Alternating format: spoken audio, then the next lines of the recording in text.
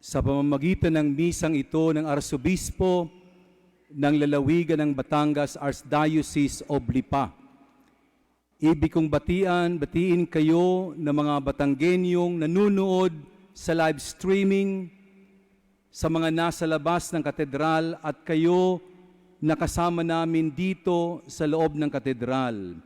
Monsignor Ruben, mga kaparian, mga madre, Merry Christmas sa inyong lahat. Palakpakan natin ang Diyos.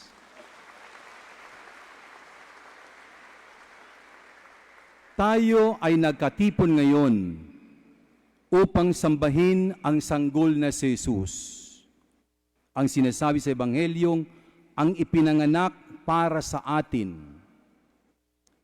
Pinagnilayan natin ang kababaang loob ng anak ng Diyos, na dahil sa kanyang dakilang pag-ibig, ay ninais tayong ibalik sa piling ng Ama.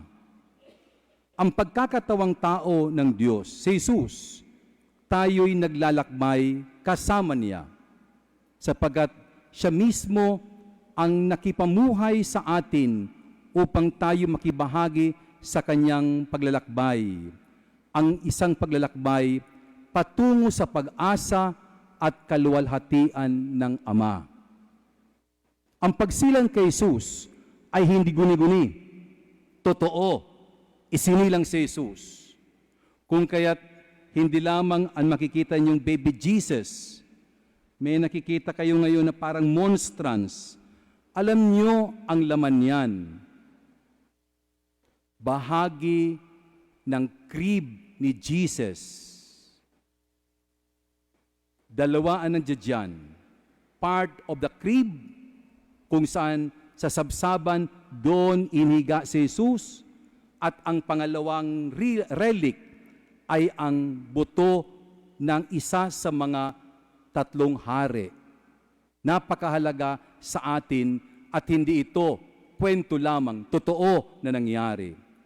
Tulad ng mga pastol na nakinig sa pahayag ng anghel at sumunod sa tala, tayo rin ay inaanyayahan isabuhay ang ating paglalakbay bilang isang parokya, bilang isang archdiocese dito sa lalawigan ng Batangas.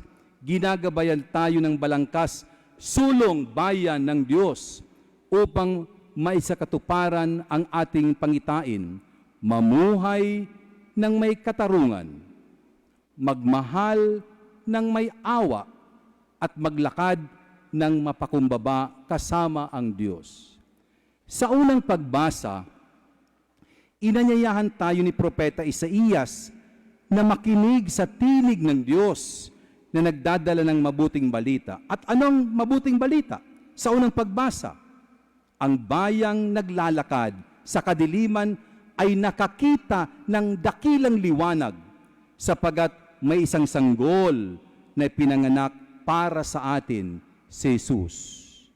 Ang sanggol na ito ay buhay at naglalakbay kasama natin. Ang salita ng Diyos na nagkatawang tao, ang tinig ng anghel sa mga pastol ay nagdala ng kagalakan at katiyakan. Ika nga, sa Ebanghelyo ni San Lucas sinasabi, ngayon ay ipinanganak para sa inyo ang isang tagapagligtas, ang Mesiyas, ang Panginoon. Ito ang katuparan ng pangako ng Diyos. Inaanyayahan tayong tumindig sa liwanag, sa tala ng Bethlehem na gumagamay sa atin patungo kay Jesus. Sa kababaang loob ng sanggol na si Jesus, tayo tinatawag na maging kanyang mga alagad.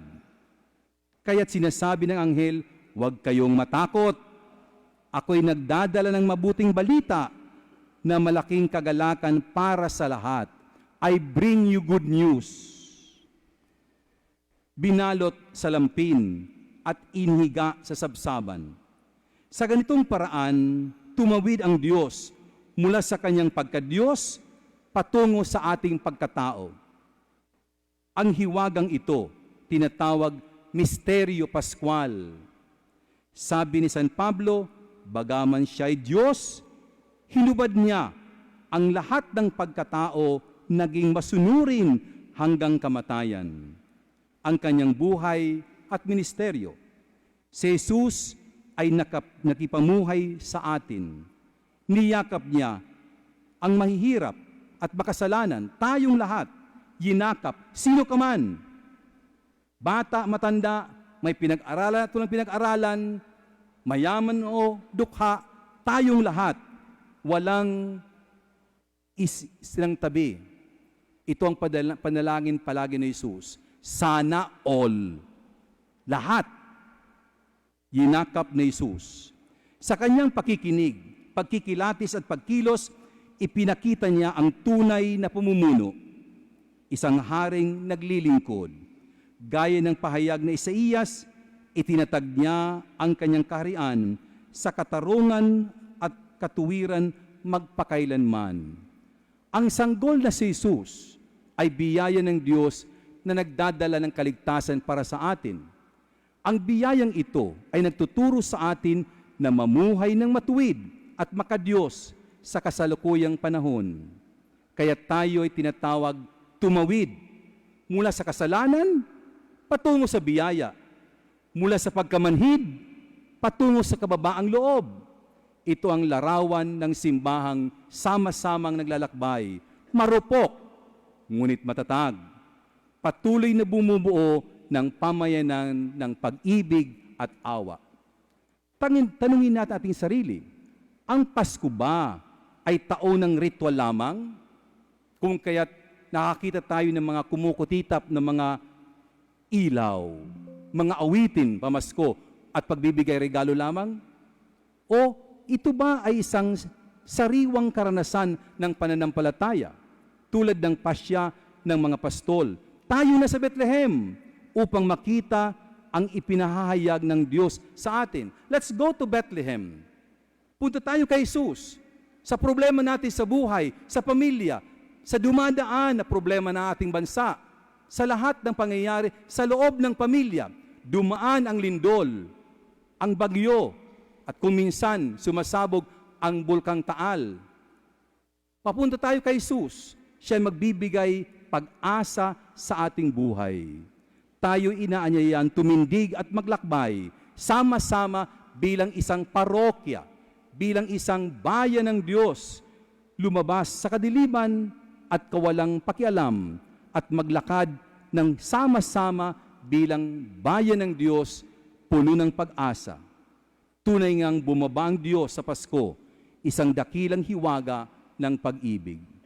Sa ating paglalakbay, dito sa ating Archdiocese of Lipa, tayo, mga pinuno ng simbahan, mga pare, mga laiko, mga kabataan, lahat tayo, hinahamon pagpahayag ng pagmamahal sa mga nasa laylayan, sa mga mahihirap, mahihina, may sakit, at nag-iisa, at sa isbiktima ng walang katarungan.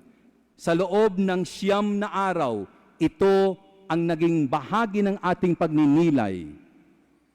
Dalhin natin sa liwanag ni Kristo ang mga nasa dilim at ang lilim ng kamatayan upang sila'y patnubayan sa daan ng kapayapaan.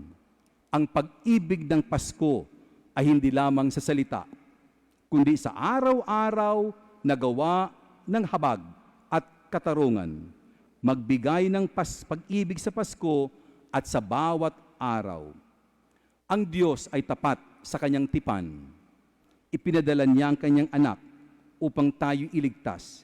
Inaanyayan tayong maglakbay patungo sa Bethlehem at sambahin si Jesus sa paggawa ng katarungan, pagmamahal at awa sa tapat na paglalakbay kasama ang Diyos. Uuwi kayo ngayon, bit-bit sa inyong puso ang isang katotohanan, hindi ka nag-iisa. Sa sermon ni RSB, uuwi kayo ngayon, umaalab ang puso ninyo. May pag-asa tayo. Kahit na tayo nasa krisis ngayon, nandyan ang Diyos na nagbibigay pag-asa sa atin. Uuwi kayo, ibahayag ninyo sa inyong makasamaan sa bahay, sa opisina, pagbalik ninyo sa opisina, ang Diyos ay hindi tayo iniiwanan, bagkus siya ang ating pag-asa sa buhay. Ating sariwain ang ating panata sa binyag. Tinalikuran ng kasalanan at mananampalataya kay Kristo ay inakap natin. Sa taong ito ng Hubileo, Year of Hope, pakinggan natin ang paalaala ni San Pablo habang hinihintay natin ang pinagpalang pag-asa, si Jesus na nag-alay ng sarili upang tayo maging bayan ay sagisag sa paggawa ng mabuti. Sulong bayan ng Diyos, ang ating panata sa sama-samang paglalakbay sa panahong ito ng krisis ay patuloy na kinikilala natin kasama ang Diyos sa ating paglalakbay. Luwalhati sa Diyos sa kaitaasan at kapayapaan sa mga taong kinalulugdan niya. Isang mapagpalang Pasko, Batanggenyo. Merry Christmas sa inyong lahat.